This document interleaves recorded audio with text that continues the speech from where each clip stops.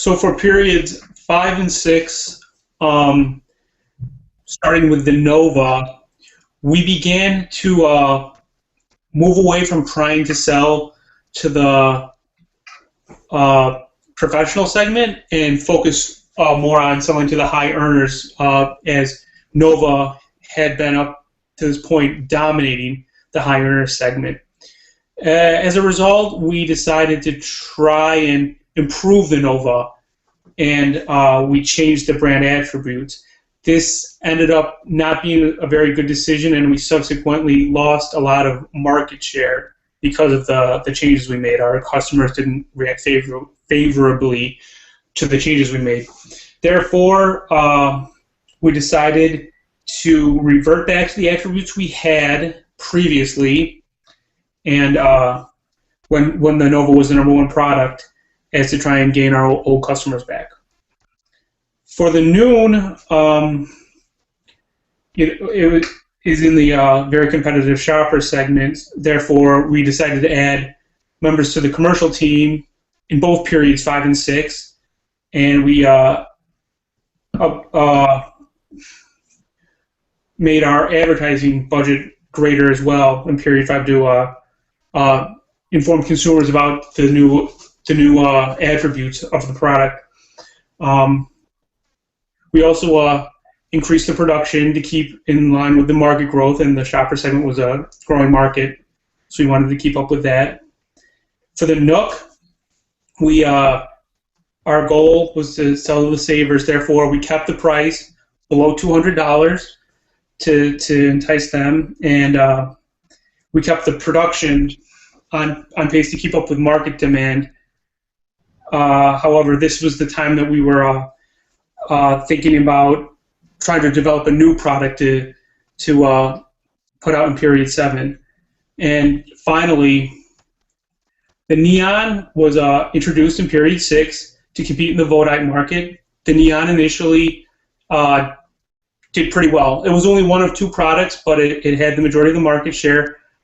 However, the margins weren't as good on them, and therefore it ultimately led to the decision to retire it in the next period. On to the next slide, please. Decisions, period 7 and 8. Nova, we decided to focus 100% of our segmentation strategy on high earners and no longer try to target the crowded professional segment. We also dropped our recommended retail price to $4.99, which was more in line with what appealed to the segment according to market research. After period 7, we dropped the recommended retail price another $10 to $4.89 to hopefully continue our growth in market share. We set production levels according to market forecast reports and anticipated market share, which proved to be successful because we weren't left with more than 1,000 units after either period. Noon, we came off 3 straight periods of solid market share and revenues, so we chose to keep the price the same and continue to target the shopper segment. We noticed our market share dropped slightly in period 6, but we also sold our entire inventory. Because of this, we raised our production over what was expected in market growth to increase our sales. There's no inventory left after period 7, so we left our production levels the same for period 8.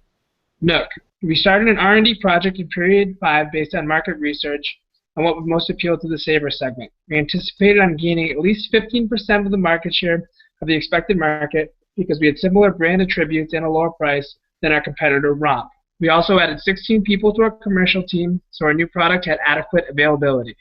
After period 7, we unfortunately sold 20% of what we produced, so we were forced to lower our recommended retail price from $1.99 to $1.82 in an attempt to sell off our remaining inventory in period 8. Noah, we decided to remove our Vodite Neon from the market because of its high base cost and lack of profitability. We decided to relaunch our R&D project that we had originally debuted in period 5 at Nova because it had a much larger profit margin.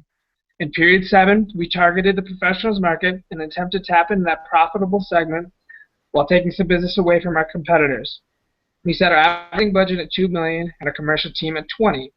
Unfortunately, these decisions did not play out as anticipated, as we only achieved 13% of brand awareness in our target segment and only sold 12% of what we produced. In period 8, we attempted to sell off our remaining inventory by dropping the price and targeting the Explorer segment, which had no clear-cut market leader like the other segments. Next slide, please. Our team had several keys which made us successful, especially during the early rounds. Number one, brand awareness. We were constantly conscious of our brand awareness within our target market. During our most successful periods, we typically had substantially high brand awareness. In conjunction with our brand awareness, the allocation of our advertising budget was in line with our targeted consumer. This was considered critical by the team in order to maximize our return on advertising money spent. Market research studies were another critical component to our success and were purchased during every period. These studies provide important information regarding our competition, along with providing trends which allowed us to react to changes in the marketplace and adjust our strategy from period to period.